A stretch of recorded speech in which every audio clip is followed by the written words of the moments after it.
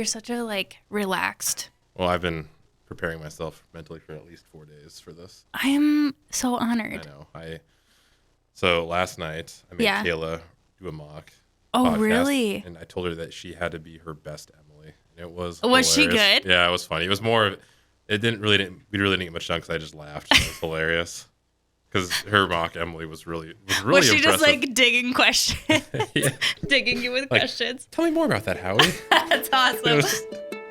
Oh my gosh, I would love to see that. You're listening to Leedom to Life, where it's our prerogative to explore what it means to be authentically human and fully alive. We have far more questions than answers, but believe that extraordinary answers can be found in the ordinariness of a journey. I'm your host, Emily Leedom. Hello, friends, and welcome to this episode of Leedom to Life. We're back with another episode, and I'm sitting down with my friend Howie Schmidt. Welcome to Leedom to Life. Thank you, Emily. It's an honor to be here. You've been on the list for a long time, and I think the men's group has been rooting for Howie to come on the podcast. I don't know if I'm quite that interesting, but I'm excited to be here. They also want you to start your own podcast. Yeah, I don't know if I'm quite that dedicated, but I would listen to it. You've got lots of great thoughts on lots of great things. I would 100% listen to it. Well, we'll start with this. Okay. Tell us a little bit about who you are. So my name is Howie Schmidt. I live here in Sioux Falls with my amazing wife, Kayla, and our 3 beautiful children. We've been married for about 9 years, and our kids are 6. You've been married for 9 years? Almost 9 years, yeah, in May. Wow. So we have a 6-year-old, a 3-year-old, and a 18-month-old. Do you ever think wow, when did we all of a sudden have 3 kids? You know, it's amazing. It goes by really fast, but it's, I think with kids, and I've said this before, it's, the days are long, but the years are short. Yeah. It's just, I don't know, you think when you have a brand new baby and they're crying and you're not sleeping, you think this is going to last forever, then all of a sudden it's not. And then it's not. And then it's not, and then you're, then, you have your new normal, and you get into your teen, and it just goes by really fast. Yeah, no kidding. I can't believe we have a 6-year-old. That's so bizarre. Yeah, Matt yesterday was like, when did we have, how did all of a sudden we have 3 kids? When did that happen? It does. It just goes by really, really fast. And yeah, you have a 6-year-old. You know what I just thought of? What? Do you want to tell our listeners about how you and I and Kayla and Matt became friends? Yeah, so... And can I tell the baby Sioux story? Yeah, that's exactly what I thought of. Okay, so we all became friends. I don't know, how was that? 7 years ago? 7 years ago. 7 years ago, and Kayla and I were doing Y Disciple at St. Catherine Drexel, and you were involved, and Matt was there, and I remember Matt texted me. I need to go dig up my old phone and find this text, but he texted me and said, you and Kayla, or me and you should do a group, and then Kayla and Emily should do a group, and then I can marry Emily. He did not. He totally. I'm going to find that text. He totally said that. Yes. I did not know that, actually. Really? Oh yeah. Yeah. It was good. Aww. But then when you guys started dating and stuff, we were friends with you, when we were friends with Matt, and I felt like we really needed to stay out of it. And I was referred to as our baby sea turtles, and where that kind of comes from is when Kayla and I were in South Carolina on our honeymoon. It happened to be baby sea turtle hatching season, and we were talking to some of the locals and said, look, if you see baby sea turtles, you don't touch them. Even if they're getting eaten by seagulls, just let them do their thing. All right, they're a wild animal. They're a protected species. Let them. I thought that would be really hard to do, and so then when you guys started dating, it's baby sea turtles. We need These are baby sea turtles. Just let them do their thing. They're gonna make their way. Just let them do their thing. Oh my gosh. Yeah, that's my favorite thing ever. And I remember Kayla coming back and just so sincerely was like, Emily, you're our baby sea turtles. And I was like, okay, tell me more about that, But I feel like really Matt and I can thank you and Kayla for our life together now because you were big supporters. Of course. We were obviously rooting for you guys to get married and have at least 3 children, but you guys are the best. So. You're the best. Yeah, so our friendship goes way back, and I think Matt actually knew you and Kayla way before I did, just through college and that kind of thing. But we often refer to you, Howie, as probably the most intentional person that we know. Like you live, and all of our friends do. So we have I've talked to, I think on the podcast before about our Lord's Day group. We call ourselves Lord's Day because we get together on Lord's Day usually. And with our families or as couples and just do life together, like a group of couples, a group of us families that are journeying together, and we are journeying along with you and you with us in that way. And all of us, I think, regularly refer to you as the most intentional person that we know. Thank you. So I really want to focus, I think, this episode around intentionality and what that means, and the fruit of living kind of in this way that you have been living. So first of all, maybe when you hear that, when you think of intentionality, what kind of comes to your mind? What do you think that means? So I should say before I talk about this is I want to make sure that everyone knows that I do not have all the answers. And I am not like, just throw that out there. But anyway, so when I think of intentionality, I think of identifying those things in your life that are important to you, that are your priorities, and really ordering your life in a way so that you're spending your time, your energy, your money on those priorities. Mm-hmm. And so, that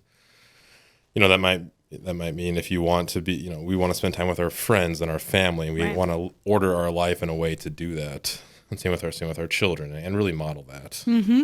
Mm-hmm. So name some of those things for you that you are these are our priorities. These are things that we really desire to be intentional about. What are some of those things? So, I guess in our day-to-day, we try to be active and be healthy, so we order our life around that. So both Kayla and I get up early and exercise and get time in for prayer. We try to be really intentional about spending time with each other, so it might be challenging, but once we get the kids down, we try to spend at least 15, 20 minutes, half an hour just talking to each other. Mm-hmm. Like before we go, we're not going to turn on any TV. Sometimes we don't even clean anything yet. Like I try to get things cleaned up before maybe we get to bed, but even before, it's okay if there's still dishes in the sink. We're going to spend at least that time with each other and talk with each other. Because otherwise, I don't like having a dirty house. I don't like dishes in the sink, but it's very important that Kayla and I maintain our relationship. So we try to make that an absolute priority. Mm-hmm. Mm-hmm. What about community life? Because I know that's another, that's where I've really seen, obviously as I've continued to get to know you and Kayla, I see all those other things as well. But I think what was first striking to me is the ways that you engage in your friendships. Why has that been so important for you? So, I think when it comes to building a community and building friendship, that when you're younger, when you're in high school or college or whatever, you have all this time with your friends. And sometimes you live with them, and it's really easy to get that time. But as you get older, you have careers, you have kids, it gets really hard. And so you have to make that, in order to maintain those relationships, they have to become a priority above other things. Even things like, our house is a mess, but we don't care. We're still going to see our friends. Or it's been a long week, but we just got invited to this thing, and maybe I don't necessarily feel like going to it, but we're going to make the sacrifice and go to it. Mm-hmm. And it's funny. Sometimes, man, I feel like I just want to go home and stare at the wall. But once you go to you go have that time with your friends, you never regret it. Yeah. Right. Even if so. We joke with our friends, the Flanagans, sometimes that we should buy one of those ginormous multifamily, not an apartment building. Yeah, you know what I'm talking about? It's just everybody move in. We're doing life together. I think that sounds delightful in some ways and horrible in other ways. But I do. I think there's such a beauty to, doing life with people and really allowing them to kind of come into your worlds and vice versa, Yeah, and it's not going to be perfect. It's going to be messy. Mm-hmm. If we have all of our kids together a lot, there's going to be little child arguments. There's going to be things that are going to get spilled, and it's going to be real. Mm-hmm. But that's okay. That's how it's supposed to be. I mean, that's, and if they're your, we all love each other, so we understand that when things aren't perfect, and it's okay. Mm-hmm. What that makes me think of is our trip to Colorado last summer with our, little group of families. What was some of the fruit that you saw of that? Because I think that's a practical example of this is going to be messy. We're all going to be 4 families in a house for 5 days or whatever, 4 days. What were some of the fruits that you saw from that? Yeah, that was an amazing trip. I think some of the biggest fruits was obviously we just, grow in friendship with everyone. But then you get to see people, like, how they really do their family stuff. You see them with their kids to bed, and you kind of learn new things that way, but also really get to know your friends and understand them and know where they're at. And I think that was an amazing trip for family, our friends, and anytime you're in Colorado, it's always amazing.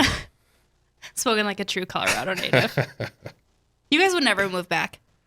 Probably not now. I mean, I do love Colorado. We've got such great friends here. Yeah. I mean, I miss not having a 14,000-foot mountain out my front window every morning. Understandable. But I do love what we have here, and this is a pretty good town. Yeah. Okay, so let's go back to a little bit of like your just marriage, and you even mentioned, like, I think you mentioned financially at the beginning, like, where do we want to put our intention? Where do we want to put our priority? What have been some of the fruits that you have seen, maybe specifically in marriage, by really kind of taking care or continuing to invest in? Because I think there's like absolutely every single couple, every single family has had those points where you're like, okay, we're just feeling a little disconnected. We need to regroup. We need to come back together. We need to have a little State of the Union, whatever that looks like, in your house. And I know that you guys do that pretty regularly. Like, you kind of have a rhythm to life. And I know once a week, like once a month, you guys have just a couples weekend where your kiddos go stay at the farm or something like that, right? 1 week in a month. What's been some of the fruit of that kind of rhythm that you guys have built into your, let's start with marriage. Right. Absolutely. So once a month, give or take, we, have kind of just a couples weekend where we have, we're involved in an organization called Teams of Our Lady, which is kind of a marriage group. And we line that up with where, we're very blessed and fortunate in that both of our parents are very supportive of our marriage. And so our kids go down and stay with my wife's parents at the farm. And we spend a weekend where we have the Teams of Our Lady, but then we also do other things as well. So for us, we love to be active. So we'll try to do something active, either go for a bike ride or go for hiking together and go out to dinner, and really make that to really catch up and be with each other and talk to each other, and, try to go to that next level of conversation, right? Not talk about kids or logistics, but really try to get deep to see where are you. Do you have a no talking about the kids rule when you go on a date? No, we don't. I mean, it's not like we don't either. We still definitely talk about our children. Yeah. But we try to get, a bunch of broad conversations. Yeah. I mean, yeah.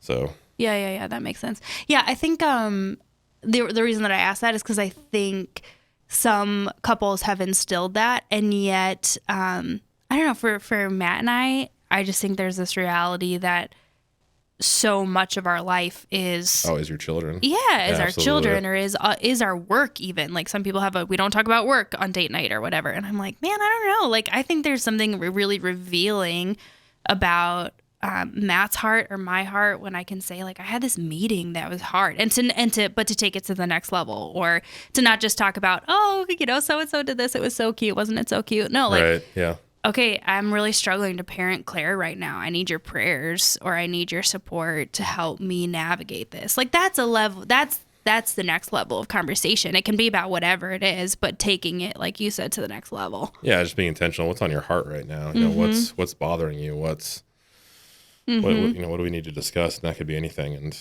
and that's where when you have an hour and a half to have a good conversation, you can kind of hit a few topics at that point, which is really nice. Have you guys always prioritized the healthy living, eating, that kind of thing? I think it's evolved more as we've gotten older. Part of it is because you've lost I lost 50 pounds, right? Yeah, and I think part of it is just because over the last couple of years. Yeah, I enjoy being active, and I think a lot of it's just wanting to model good behavior for our children too. Right. But and I enjoy it. I am a better husband and a better father if I am taking care of myself. Say more about that. I think that everyone loves football analogies, but they always talk about in football how, football games are won Monday through Friday, not on Sunday or Saturday and so I think for me, I need to be doing the things like getting sleep, taking care of myself, eating healthy so I can be that good parent in the moment. And when things get stressful or frustrating, be there in the moment as in the best shape I can be to handle the situations. What do you do when you fall off the wagon? I try to get back on it, I guess. I don't know. I mean, that's simple. Well, it's hard. I guess I just try to look at it. It's a new day. It's a new week. It's a new hour. Kind of do your reset. And just reset. And for me, I enjoy working out. It's just eating is hard because I just love food. I love food so much. So much. I love all food. And so that's the part that's hard. We should open a restaurant. Oh, food. I love food. Yeah. And it could be like a restaurant where it's like a gathering place where intentional community life can happen. We can have beautiful things that inspire great conversation and really, really good food. Really good food. This is going to be awesome. So awesome. Okay, I'm down. We can run it out of our multifamily house. Our multifamily house. Oh my gosh. Okay, so for financially, because that's one of the places that I think I've learned a lot from you. And I'm trying to think of, here's an example. I remember saying to you recently, like, oh man, I would love this thing. I don't remember what it was. But I just feel like we can't afford it. We were out on a hike. I don't remember what we were talking or what the exact thing was.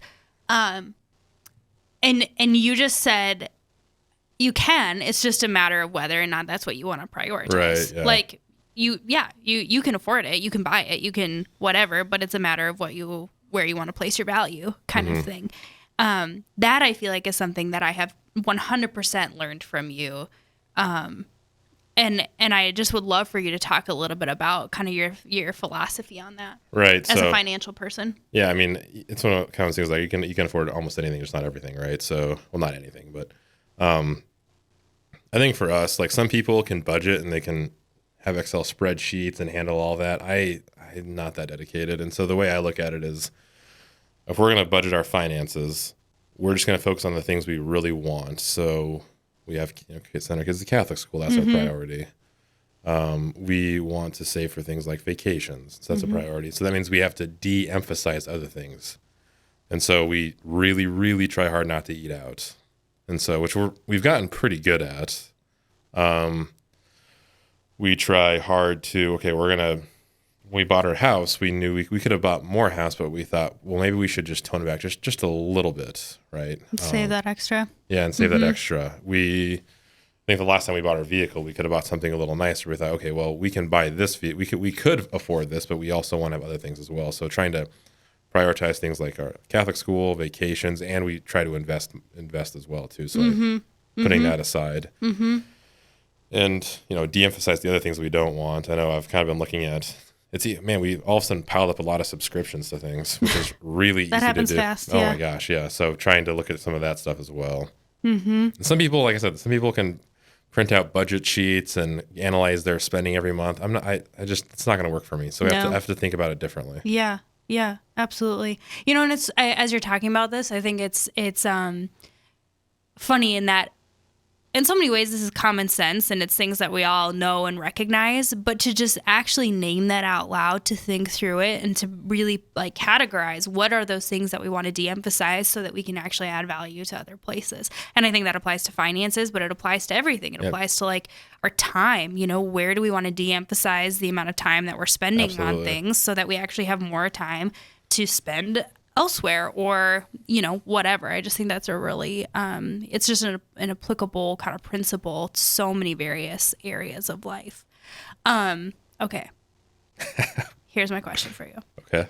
I think the world has been super noisy and pretty chaotic over the last, it's always been that way, right. But I'm becoming more acutely aware of it, perhaps in the last 2 years. I think everybody kind of has, as we increased our media consumption or went through our total detox of media consumption, wherever we kind of land. I just think there's a reality that like the world is in a tension. always, but I'm more acutely aware of it right now. How does living intentionally help ease the noise of the world or help create interior peace amidst the chaos? Yeah, that's a really good point. So I think for me, like I'm not on any social media anymore because it was just too much for me to handle. So I had to kind of get away from that. I think it's, I am one to try to, I do like, I'm kind of a news junkie in some ways and I like to pay attention, but I think that having your own, understanding your limits is very healthy. And where, it's not just, and living intentionally is not just time, but it's also your energy. Like how much energy you're expelling being worried about this or worried about that. And I think that if you're spending a lot of time being worried about something you can't control or you're not, that's not healthy, maybe you should de-emphasize that a little bit or try to kind of not spend so much time, reading the news or because it's really easy to just, to doom scroll and go through everything so I've also had to do that at times as well. I felt like this year was kind of rough in a lot of ways. And so I did have to take a step back from, there's no point in me being upset about something on the internet while I'm ignoring my children sitting across from me. That's backwards. Right. So so I think you have to understand your limits. Yeah.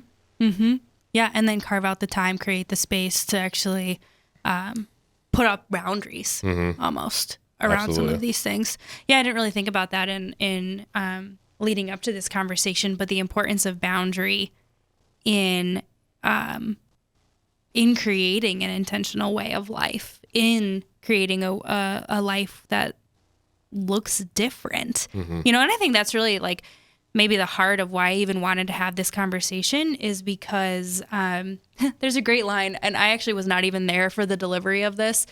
Chris Bergwald has shared this with me a couple different, or has shared it in different circumstances, presentations that he's given. He was listening to Father John Rutten give a homily, and Father John used this line that a Christian should cut cucumbers differently.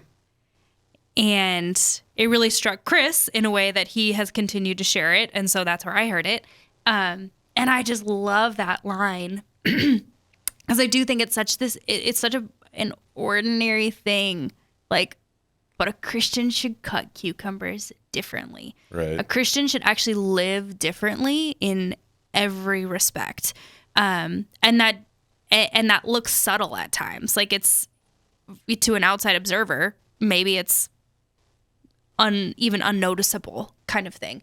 But yeah, I think again, why I wanted to have this conversation in the first place is because intention, like living with intention is actually part of the Christian life. Absolutely. It's a recognition of the gift that life is. It's sitting in gratitude before it. It's recognizing that it's not my own and responding as such, which I just think has such a richness. Like it offers a different experience. Right. I think it's kind of like that Christ-like demeanor that we all talk about. And I'm going to destroy this quote, but I think was it JP2 that said that when he was asked like, how do you remember everyone's name? He said, well, every time I encounter someone, you're encountering, a part of Christ. Yeah. That's why I have to remember everyone's name. Yeah.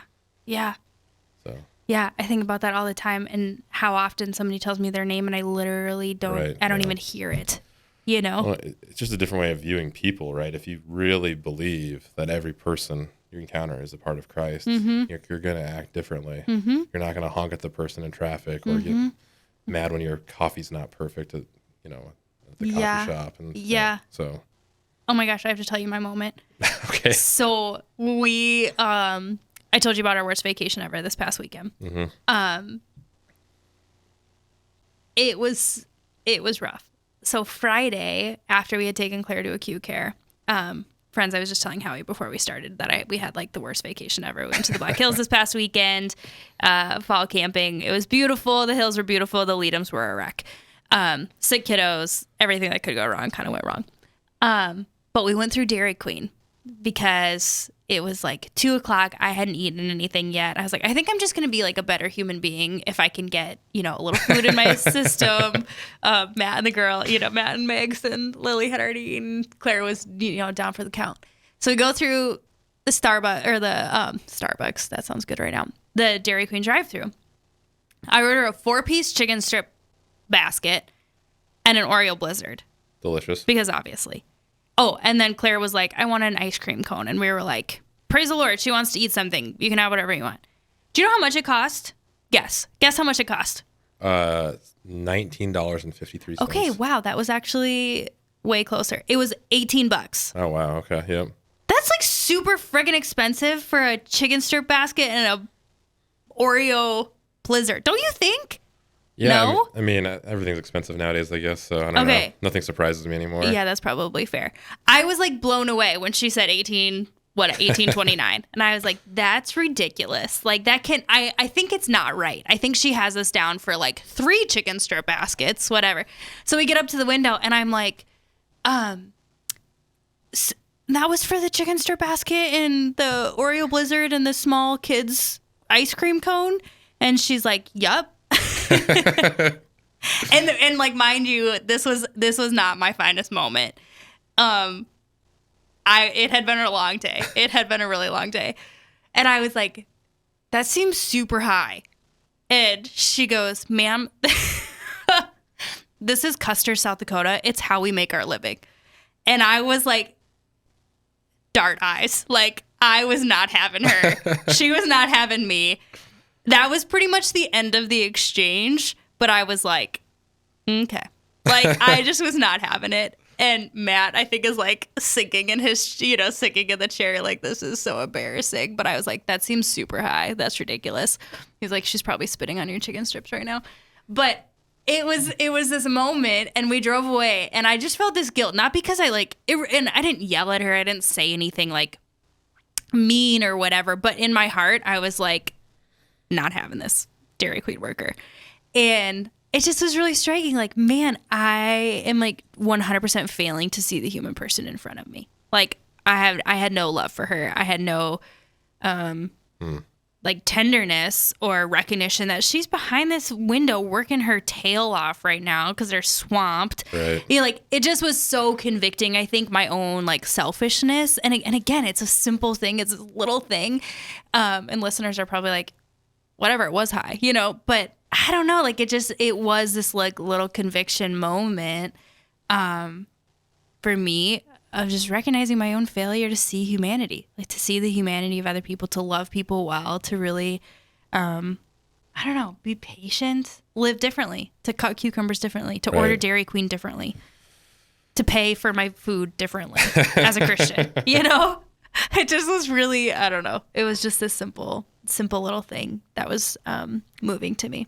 Okay, I have one more question. This is kind of off topic, and then my final question for you.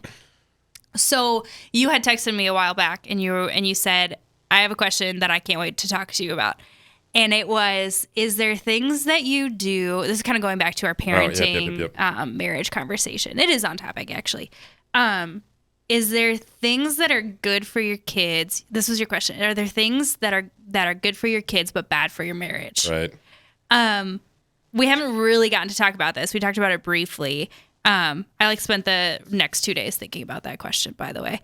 And I kind of landed on my answer. And I think when we briefly got to talk about it, I think we were in agreement. But what was your initial thought process? Well, I was just looking through. So I'm always trying to think. I mean, parenting is hard. And I'm not sure if I'm doing any of it right or all of it right. I'm trying to, and also part of being a parent is, you want to be healthy with your spouse and have a healthy relationship there. So that way, because your kids need that, right? And trying to balance that out of sometimes it feels like either I have to choose my spouse or my kids, which isn't necessarily true, but sometimes it feels that way.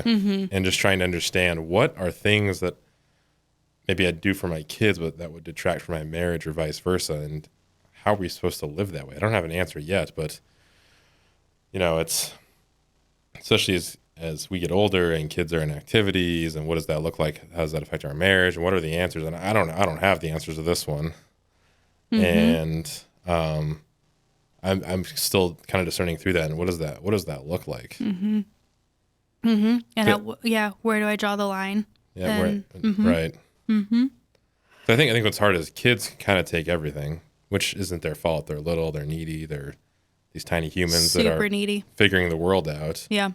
And you just have so much love for your children. Like, it's indescribable how much love you have for your kids. And I think that can be challenging to manage those feelings and what things we want to do for our kids, and what does it look like, and what things we need to teach them, and when do we need to let them figure it out and kind of struggle through something. All of that is really hard, and I definitely don't have the answers. Yeah, I was really struck by that question, and I don't love this, but research actually shows that having children like decreases marital satisfaction or marital happiness to a certain extent. And I'll see if I can go back and find that article. And I remember reading that and being like, well, that's the most depressing thing in the world. And then I realized, well, it's because humans are like, we're all selfish. So it is hard, and it does detract from your ability to do whatever you want, spend your money however you want, whatever, like all of these various things. However, that being said, like, what sort of satisfaction am I actually looking for? Right. And what sort of happiness am I actually looking for? What is happiness? Like, is happiness the desire to like meet all of my own needs and to be able to do whatever I want? Or is it actually to lay down my life for another? And I think when we can start forming our hearts, chiseling our hearts in virtue, there's a real joy that surpasses any sort of worldly happiness in the gift of laying down your life for somebody else. In parenting. I agree with that. And in marriage, for that matter. I think it's hard because I don't even like defining what happiness even is, right, is a challenge. I don't think. And I'm sure that at some level there is some truth in that, but I love my kids. I love the way they've made me better. Oh my gosh, 100%. And I wouldn't trade anything in the world for them. So. Right. And I think that's like the proper lens that we have to look at the world through. And if we don't feel that way, or if we're not experiencing family life that way, then I think it's disordered. Like, there's actually, and I would actually argue, I think I would make this argument that if we're experiencing it that way, then we're actually not taking care of our marriage, and we're emphasizing too much our children. Like, if it's detracting and actually not making us happy, like, we're disordered somewhere, because this is like, children are the fruit of the marriage.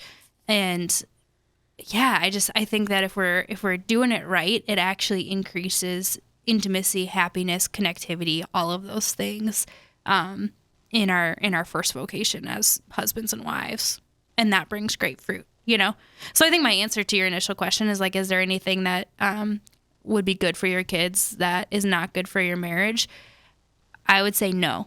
Not if the highest good is the one that we're after. Right. Sure, there's going to be a moment where like Matt and I would love to sit and have tea together before bed and the baby's crying, and so I need to respond to the baby. But like, ultimately, for the highest good, no, I think one of the best things, and we've talked about this before, like one of the best things that you can do for your kids is love your spouse. Absolutely. And show them that and illustrate that, and actually like say, you need to wait because mom is most important right now. Or like, I need you to be patient because mom and dad need to have time together, or whatever the thing is. So I think if we're orienting ourselves again towards that highest good, it's freedom. It's freedom and it's joy. Absolutely. Okay, you ready for my last question for you? Okay. Okay, ask every guest that comes on Leedom to Life. Oh, yep. What's a question that you've been pondering? You're like the epitome of this. You've always got questions that you're thinking about. You bring so much to your friendships, to your men's group, to the people that you work with, all of those things. What's a question that you, Howie Schmidt, Mr. Howard Schmidt, have been pondering? You actually stole my original question. Oh, shoot, I'm so sorry. No, it's okay. I didn't even think about that. I think other things I've been pondering, though, of just, I'm kind of always discerning a bit with my children and my spouse and with Caleb. Like, am I, like, how else can I improve the way I'm living intentionally and focusing on them, I guess? Mm-hmm. So it's not like a yes, no binary answer, but just how do I live better that way? And how do I give myself more to them? And with kids, it's hard too, just because it's so hard to determine what they actually need. Yeah. Sometimes on a day-to-day basis. So yeah, want versus need. Right. So yeah. Do you have any ideas right now of like things that you're like, man, I really want to grow in this way? Oh, I think for sure patience and understanding, and trying to understand with children. That's really hard. Is that kids are learning how to do simple things a lot of times. Like they're learning how to put on their shoes. They're learning how to control their emotions, learning how to ride their bike. And I need to support them in that, not just get frustrated when it takes them 30 seconds longer than I think it should to put their shoes on. And just really understanding that, no, this is something, if I'm learning something, it doesn't make me learn it faster if someone's yelling at me. Right. Like no one saying, does. Hurry up. Hurry up. Yeah. Why is this taking you so long? Yeah. And so trying to just really be patient that way with them. Yeah, that's so good. Howie, thank you so much for coming on.